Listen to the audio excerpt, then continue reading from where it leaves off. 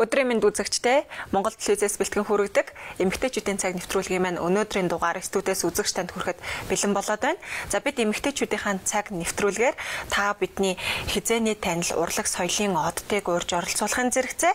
За Монголд хамгийн анхны эмэгтэй гэсэн одоо та бидний одоо хэдээний сайн танил за өөрийн эзэмшсэн мэрэгжилтэд эзэн байж чаддаг.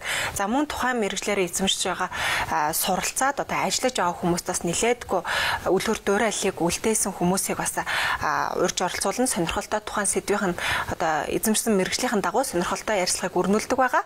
За тэгвэл бид өнөөдрийнхөө зочны хоймортой Монголын анхны оператор Туяа хичээгээ урьж оролцуулаад танд өдрийн мэнд хүргэе. За баярлалаа.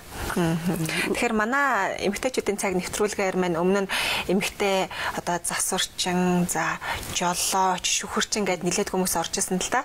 За та бас тэдний сүлийг мушгаад бас орж ирж байна. Тэгэхээр таны хувьд бол яг үндэсний телевиз байгуулагдсанаас хойш 4 жилийн дараа яг анх мэргэжлийн эзэмшээд хурж иржсэн гэж байгаа тийм ээ. Тухайн үед яг хичнээн яг тантай адил хичнээн эмэгтэй оператор ч юм байсан бэ? Оператор төгсөж ирсэн бэ гэж тийм төгсөж ирсэн. Яг мэргэжлийн оператор бол гурвуулаа ирчихсэн. Тийм Монгол телевизэд бол одоо бол ер нь үндсэндээ 5 эмэгтэй оператор байдаг л да. Тийм байгаа. Тэгээд одоо ажиллаж байгаа бол байгальмаа байгаа. Та нар мэдэх бах тий. Тэгээд Бимба гэж нэг Монгол кино үйлдвэрт ажиллаж исэн. Тэгээд ингээд би тавал хамгийн анх одоо киноны сургууль төгсөөд одоо энэ оператор гэдэг мэргэжлийг одоо эзэмшээд суралцаад ингээд ирээд ажиллаж байгаа хүмүүс л дээ. Гуруулаа төгсөөд та үндэсний телевизэд нөгөө хоёр маань мэргэжлэрээ тухайн үед тэгээд яагаад таныг анхны гэж тодтогддог юм бэ? Анхны гэж би бол хоёр дахь хүн л дээ. Ер нь яг нарийн ярих юм бол мөрөнгөө бид хоёроос төрүүлээд 1 жилийн өмнө ирсэн. Тий 64 онд 10 дугаар ангид төгсөөл тэгэл хойнооч суралцаад 70 онд төгсөж ирчихсэн. Тунгалаг бид хоёр болохоор 71 онд дараагийн жил нэрчээсэн. Тэгээд мөрөнгөгийн хувьд бол нөгөө 84 оноос хойш бол одоо хүүхэлдэйн кино гэж манайхан ярьдаг заншсан. Тэгээд нөгөө мультфильм хүүхдүүдэд зориулсан хүүхэлдэйн кино тийм юмнуудыг одоо дагнж гэдэг юм уу да хийдэг болсон. Тэр утгаараа л тийм. Би болохоор бол Монгол телевизэд кино хийжсэн, нэвтрүүлгэнд оролцожсэн, хальсаарч киногоо хийжсэн, зургаач авчижсэн, нэвтрүүлгээж бэлтгэжсэн. Тэгээд сүүлийн жилүүдэд бол дүрс бичлэгийн евро шилжснээс хойш одоо хүрт ингээд ажиллаа явж байгаа л да. Тийм утгаараа хүмүүс намайг дандаа анхных гэж боддог байгаа. Хамгийн анх телевизэд хурж ирээд хамгийн анх тийм ээ яг хариуцуулаад за Туяа чи өнөөдөр яг тийм ээ энэ бүтээл дээр ингээд ажиллахаар болсон гэд даргын өгсөн үүрэг даалгавар гэвэл одоо яг юу байдаг юм болоо? Тийм байсан уу? Тийм бид нар бол анхнаасаа эхлээд шууд туслахаар иж байгаа. Тийм бид нарыг бол шууд ингээд камер өгөөд тэгээд зурханд явна гэдэг. Тийм гэхдээ туршлага хугацаа дуусаад одоо чи яг ажиллах хэрэгтэй боллоо гэсэн үед гэвэл тэр үл одоо 6 сарын дараа л болж байгаа. За. Тийм тэгэхээр одоо би 71 оны 5 сарын 18-нд яг Монгол телевизийн хаалгаар алхаж ороод өдийг хүртэл ингээд ажиллаж байгаа. Тэгээд Монгол телевизэд анх ороод одоо мэргэжлийн операторын сургуулийг төгсөж ирсэн ч бидний тэр үед бол заавалжгүй туслах хамгийн бага тушаалынх нь албанаас эхэлж яадаг байсан тий.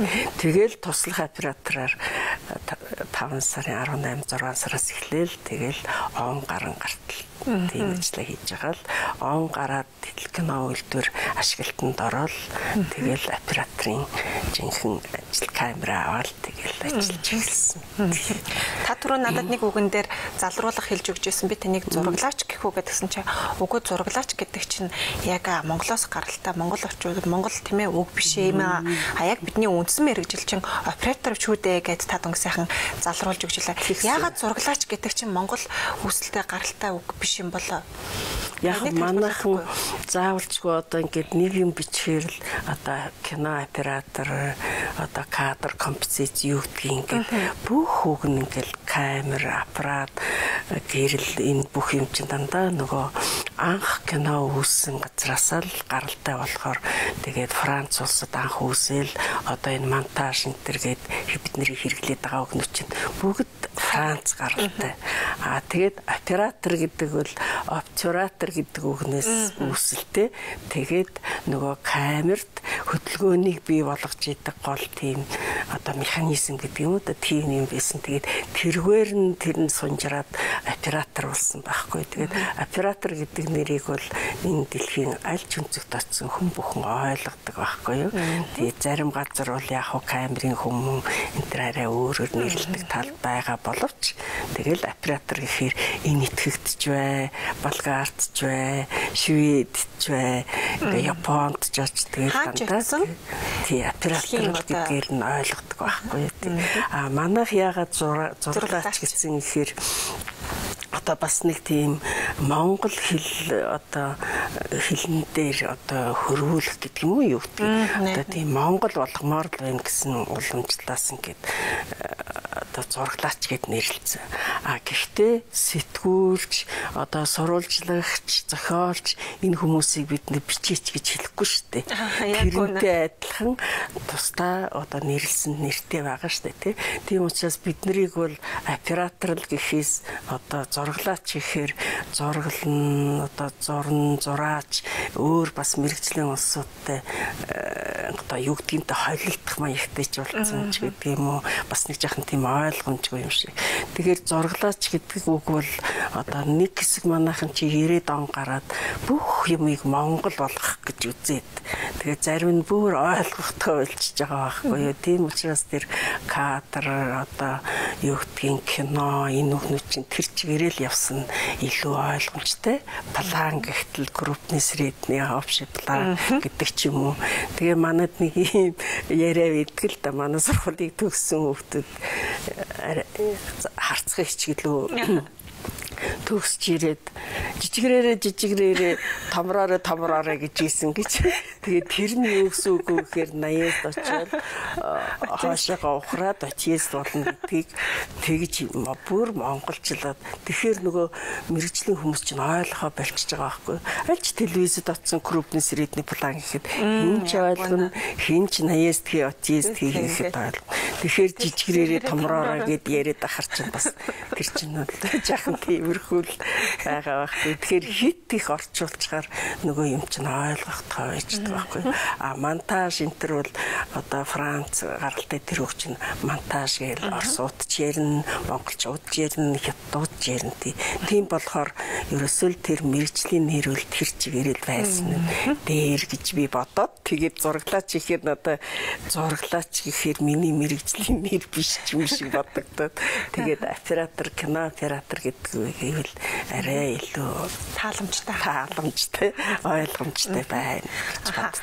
Анхнаасаа та тэгэхээр кино одоо нэгдэл байгуулагдаад тэнд ажиллаж эхэлсэн гэж тэгж штэ. Тэгэхээр одоо таны хувьд яг ажилласан бүтээлүүд бол нилээдгүй байгаах шүү. Одоо кино гэхтэл баг баримтат кино манайхан чинь телевизийн дэргэд байгуулагдсан тэл кино үйлдвэрлэж байсан. Тэгэхээр тэр телевизийн нэвтрүүлэгт кино дүрс авч ашигладаг. Эсвэл телевизийн нэвтрүүлгийг бүхлээр нь киногоор ав.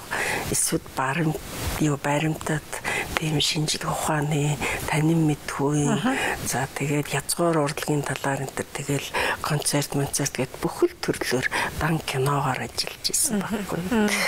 Тэгээд тэр утгаараа л бид нөгөө кино гэдгээр л ярьж байгаа. Тэгтээ телевизийн кино одоо жинхэнэ монгол кино үйлдвэрийн хийдэг кино энэ төр бол ижилхэн шүү дээ үндсэндээ бол хэрэгэлдэг, ашигладаг техникүүд нь жаахан өөр.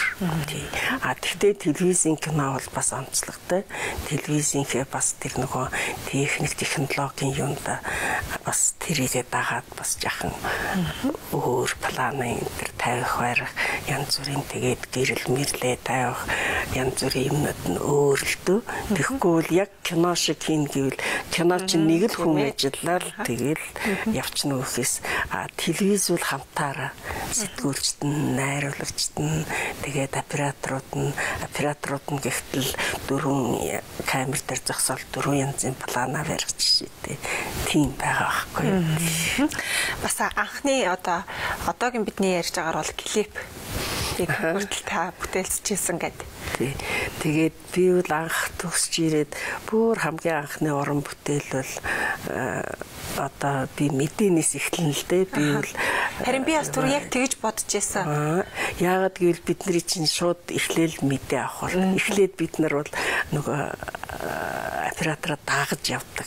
Тэгээд туслах маягаар практик дадлага. Тэгээд бид нар бол би бол Авга Эренцэнгой гэж оператор байсан л да. Манай Монгол телевизэд. Тэгээд тэр операторыг дагаад би явдаг байсан байхгүй. Тэгсэн чинь нэг удаа одоо чи зураг аав гэд намайг нэг олон хүн цугларсан заал руу түлхээд оруулчихлаа.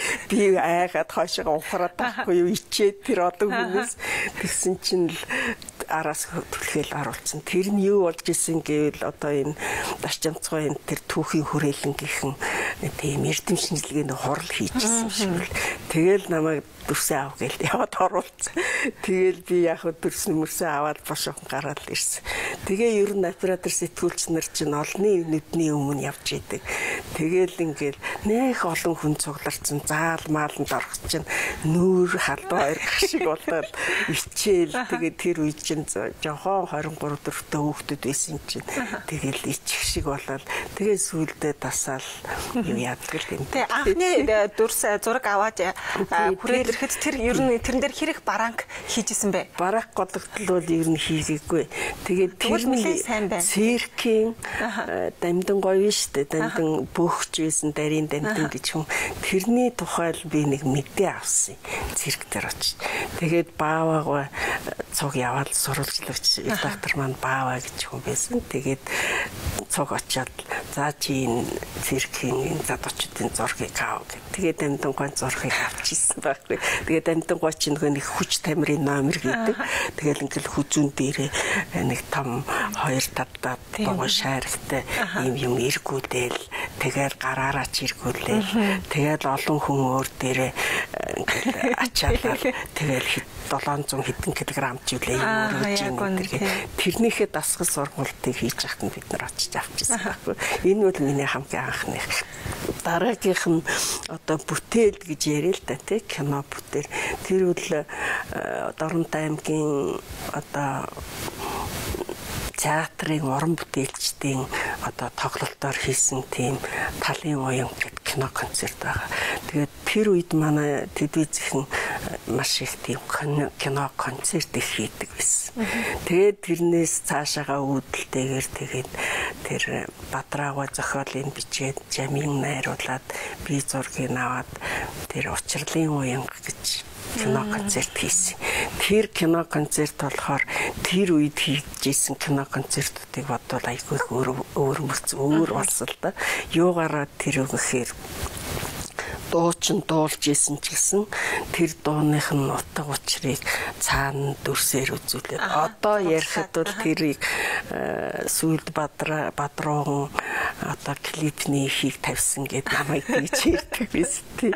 Тэгээд нэрээ одоо бодоод ахна одоо ч дууга дуулаад хажууд нь үйл явдал гараад сайхан зураглал нь яваал тийм байсан. Тэгээд тэгж хийснээрээ бас их сонин онцлог их сайн хийсэн тэгээд тэр нөгөө тэр үед чинь бидний хийсэн бүтээлээ чинь Галилеид тамгаа дарж батлан дараа нь уран сайхны зөвлөл үзэж одоо зэрэг дугаарыг нөгөөд үнэлдэг байсан байхгүй. Тэгээл их сайн үнэлгээ аваад их сайн зураг авсан бэ гэж магтагдчихэд байсан. Та түрүү ярьцлага эхлэхийн өмнө ярьжсэн зураглаач тийм ээ оператор хүн гэдэг бол түүхийг бичлж бичнэ, түүхийг бичлэлдэг хүмүүсийн нэг гэж ярьж байсан. Яг ингээд эргээд ухаад бодсон чинь таны хувьд бол 70 оноос хойш ажилласан гэхэлэр яг социализм үе, нийгмийн шилжилт үе, одоо ингээд арчлал хөгжсөн тийм ээ. 2012 онд гэл ингээд баг 3 үед ингээд дамжаал ажиллаад явжсэн байна. Тэгэхээр яг энэ үеийн тийм түүхийн гол бүтээлүүд тийм ээ, яг тэр агшнууд таны яг бүтээлүүс дээр хэр тусаж үлдсэн байдаг вэ? Бас нилээдгүй байгаа тий. Гэхдээ гол төлөв нөгөө мэдээгээр бол бид нар одоо жишээлбэл маш их юм авдаг байсан. Тэгээ кино хайсан дээр бол тэр бол ингээд үлдсэн байна. Архив болоо тий. 90-ад оноос хойш бол одоо нөгөө дүрсвчлийн камераар зураг авахд чинь бас одоо камер хөрөлцөхгүйч байдаг юм уу, кассет хөрөлцөхгүйч байдаг юм уу, тиймэрхүү тохиолдлууд бас гардаг л байсан л да. Тэгээд тэр болгоныг бас аваад үлдчих чадахгүй. Тэгээд дараа нэг сарын хугацаанд тэр эфирт нь явуулчаад эфирээ сарын дараагаар тэрийг арчих юм уу тийм байдалтай. Тэгээд яг кассет юуны хөрөлцөө муугаас тэгжсэн байх л та. Тэрнээс бусад орнуудад бол нэг бичсэн анхныхаа оригинал бичлэгийг бол шууд хадгалдаг. Тэгээд тэрнээсээ аваад хийх юм. 20 жилийн дараа тэр юугаа бас ашиглаж болох тийм талтай байхгүй юу. Кино бол тэрэл давсал бол тэр чигээр л үлдчихдэг. Тэгээд тэр утгаараа бол кино бол одоо ер нь операторын ажил бол одоо улс орныхоо түүхийг бичлэлцэж явдаг үе үеийнхэд. Тэгэхээр би бол 70-ад оноос 71 онд ирээд ажиллаад тэгэл 72 он гэхтэл одоо тэр Японы парламентын хамгийн анхны одоо юу гэж яриад байгаа штэ дипломат харилцаа тогтоосон гэдэг. Тэгээд бид тэр 71 оны 8 сард засгийн газрын ордонд ороод тэр Японы парламентын хүний хүлээж авч байгаа тийм төрсийг авч лээсэн. Тэгэл зэдэн бал дараагаа тэгэл одоо бусад нөгөө нам төрийн зүтгэлтэн Батмонхгой тэгэл арчлын үеийн одоо ерөнхий сайдууд, ерөнхийлөгч тий очир отгоогоос ихсэлдэл ингээл бямсрангой энтергээл энэ бүхнийг ингээл төрийн тэргүүн авч ийсэн тий. Тэгээ гадаадад аялчлаар явсан ч гэсэн тэрийг бас дагалдаал одоо киногоор авсан төрснүүд бол бүгд л байж байгаа. Яг үнэ зураглаачудаа би дахиад нөгөө хэмжээрээ зураглаач ярих гэдэг юм да. Оператор хүний хамгийн бас нэг давуу тал гэвэл ер нь бол байгууллагын ч гэдэг бусдын зардлаар тэгээ хөдөөр нутагчтай тийм ээ одоо Монгол улсынхаа алс хязгаар аймаг сумдч бай. За мөн дэлхийн айлч орнуудтай сайхан явчих. Томилтоор явах тэр боломж нь илүү боломжтой гэдгээрээ илүү бас бусад мэргэжилтэд хавцуулах сайхан юм. Таны хувьд одоо сайхан л байх л та. Гэхдээ бид нар бол энэ бүхнээс эрт босож яг бүхнээс сүүл дуудаж идэх байхгүй. Тэгээ яадгүй хэр унтахгүй юугаа хийж идэгий. Яхаараа эрт босч идэгин гэж бодох байх л та. Гэхдээ бид нар ингэж аялчлаар явахаар цагийн зөрөөнөөс ихсүүлэл ерөөсө баг унтахгүй явсаар агаал ирдэг байхгүй. Тэгээд нөгөө өдрийнхөө авсан кассет юмаа судлаад бүгдэнд нь тэмдэглэл бичээл тэдний амрын кассетын тийм юм авсан. Тэгээд батарейнуудаа цэнэглэн маргаашийнхаа зурганд бэлтгэн микрофон бүх юмаа шалгана. Тэгжэл тэр бүхэн чинь бэлэн л байж ах хэрэгтэй байхгүй. Маргааш тухайн нөгөө агшныг алдаж болохгүй. Таны хувьд та нарын хувьд бол ялангуяа агшин бүрийг л алдахгүй хальсан дээрээ маш сайн мэдрэмжийн урлаг тийм ээ. Ер нь бол нэг талаар бас тэгж хэлж байна. Тэгэл мэдрэмжээс гадна тэр операторын нэг хэцүү тал нь юу гэхээр тэр хүн зураг авч явахдаа бас монтажа бодно, уран бүтээлээ бодно, гэрэл бүх тэр камер ажиллуулах бүх юм өөр ингэ толгойд бодож явдаг байхгүй юу. Энэний дараа яах вүлээ. Тэгээд шүү ингээл одоо айлчлаар явлаа гэхэд бүхний урд талд нь гүйж гараад өмнө нь яваад тэгэл хамгийн сүүлд нь ажилласаа буух жишээтэй тийм л байдаг байхгүй. Тэгээ хоолонд идэх байрах энэ чинь зарим үед бүр байхгүй болно шүү дээ. Өөрийгөө март. Тэгэхээр хүмүүс болохоор тийшээ явсан гэд их гоё юм айлчлаар. Тэгээд би бол одоо Европын орнд бол Швед, Финланд, Герман тэгээд Польшид нэг дайрч явж ирснээс өөр Европын орнд очиагүй. Гэтэл Азийн бол бараг бүх орнуудаар явцсан. Хятад, Солонгос, Вьетнам, Лаос, тэгээ Камбож, тэгээ Турк Турк чинь бас Азиудаа ороод идэх юм билээ шүү дээ. Тэгээд явж байхад бол Япон энтерт тэгээ Японд жишээлбэл айлчлаар хоёрч авчирсан байх ч юм уу, Солонгос энтер. Тэгээд тэгтээ нөгөө Сөүлийн Солонгос энтер л дээ. Тэгтээ бид нар ингээл нэг сайхан яваал хүмүүс гаднаас харахад их гоё байгаа юм шиг нэ. Тэгээд бид нар юу ч үзэж чаддгүй, юу ч харж чаддгүй. Тэгэл нөгөөдгөө авсаар яваал тэгэл дуусна. Нэг мэдгэтэл тэгэл хугацаа дууссан. Тав дээр ярилцах хугацаа ер нь бол дуусах төгж чинь. Би бас танаас асуух асуултууд байгаад бодлоогүй. Тэгэхээр та түрүү ярилцлагынхаа ихэнд хэлсэн ерөнхийдөө кинон дээр дагнаж ажилласан гэдэг тийм ээ. Тэгэхээр яг энэ палан яг туяагийн тавьсан палан байна. Туяа яг ингэж тавьдгийн ингээд таны нэг тийм ээ. Танаараа угсан тийм гоё планууд бас байдаг байх. Байдаг л баг. Тэг хүмүүс л энэ туяа авч ер нь бол операторуудыг ингээд авсан зургийг хараад энэ тэрний бүтээл байна гэж ер нь танигддаг л та хүн болгоно. Одоо чинь танихыг бол хүмүүс юу гэж дүгнэдгүү?